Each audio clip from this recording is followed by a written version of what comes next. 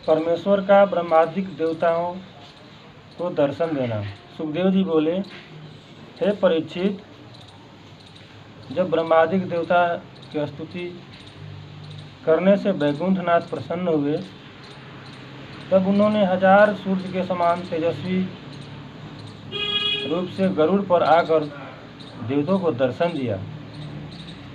यह प्रकाश देखते ही ब्रह्मा के सिवा और सब देवताओं की आंखें झप गई। सुदर्शन चक्रादि उनके 8 शस्त्र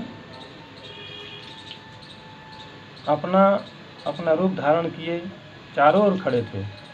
ब्रह्मा ने दंडवत व परिक्रमा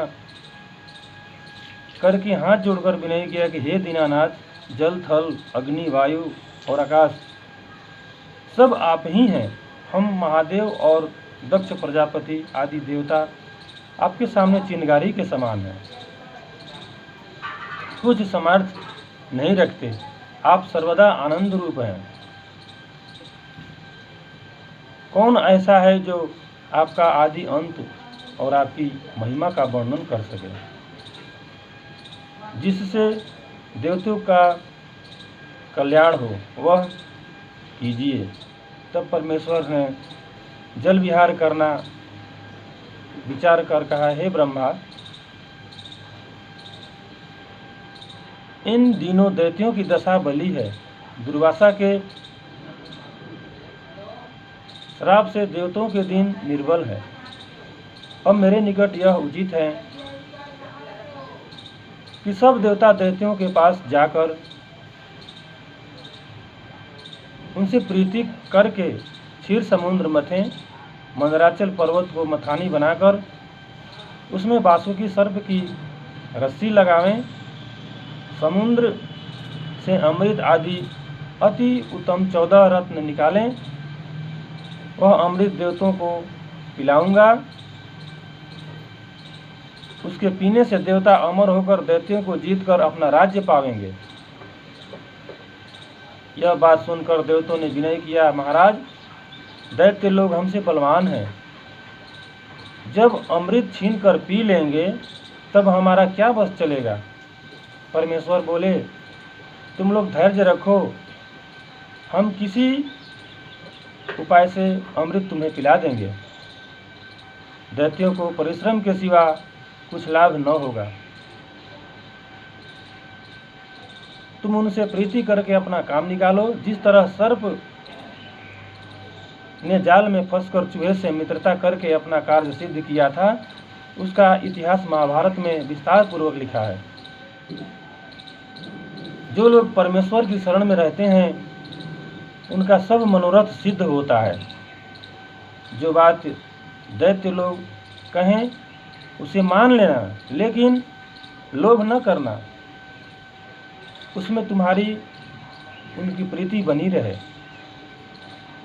यह आज्ञा देकर नारायण जी वैकुंठ को पधारे और देवता उनकी आज्ञा से दैत्यों के राजा बलि के पास पहुँचे। राजा बलि ने मन में कहा कि इंद्र, वरुण, कुबेर आदि देवता जो मेरे साथ सदा शत्रुता रखते हैं थे, आज बिना शस्त्र गहे मेरी शरण आए हैं।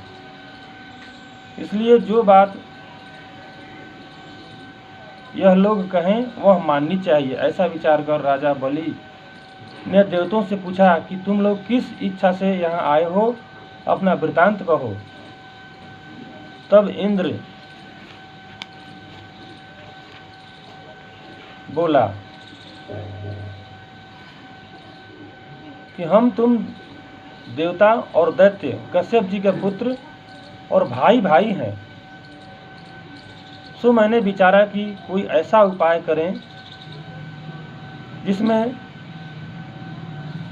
वृद्धापन व मृत्यु न आवे और बहुत संतान उत्पन्न हो। इसी इच्छा से मैं ब्रह्मा के पास गया था। ब्रह्मा हम लोगों की नारायण जी के यहाँ ले गए। उन्होंने हमारी विनय सुनकर कहा कि तुम लोग राजा बलि आदि अपने भाइयों को साथ लेकर क्षीर समुद्र को मथो, मंदराचल की मथानी बनाकर उसमें वासुकी नाग की रस्सी लगाओ। जिस तरह दही मथने से घी निकलता है, उसी तरह क्षीर समुद्र का मंथन करने से अमृत आदि 14 रत्न निकलेंगे। सो तुम लोगों को वह अमृत पीने से बुढ़ापा व मृत्यु का खटका छूटकर सदा तरुण अवस्था बनी रहेगी। इसी वास्ते हम लोग आए हैं कि इस काम में तुम लोग हमारे साथ प्रीति रखकर सहायता करो, जिसमें देवता व दैत्य दोनों भाई अमृत पीकर अमर हो जावें। हे राजा बलि, तुम सब देवताओं के मालिक होकर रहना, हम तुम्हारे अधीन रहेंगे। यह सुनकर राजा बलि और दूसरे दैत्यों ने कहा कि इस काम में हम लोग तुम्हारा संग देंगे और अमृत आदि जो वस्तु समुद्र से निकले उसको बांट लेंगे। देवता बोले, बहुत अच्छा, तुम्हारा कहना हमें अंगीकार है। फिर सब देवता और दैत्यों ने जाकर बड़े परिश्रम से मंदराचल को उखाड़ा। जब उसे समुद्र के किनारे ले गए, तब कई देवता और दैत्य घायल होकर मर गए।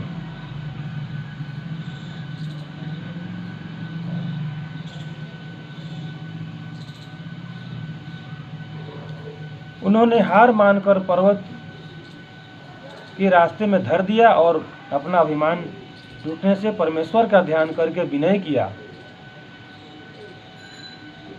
हे वैकुंठनाथ, आपकी दया के बिना यह पर्वत हम लोगों से समुद्र तक नहीं पहुंच सकता।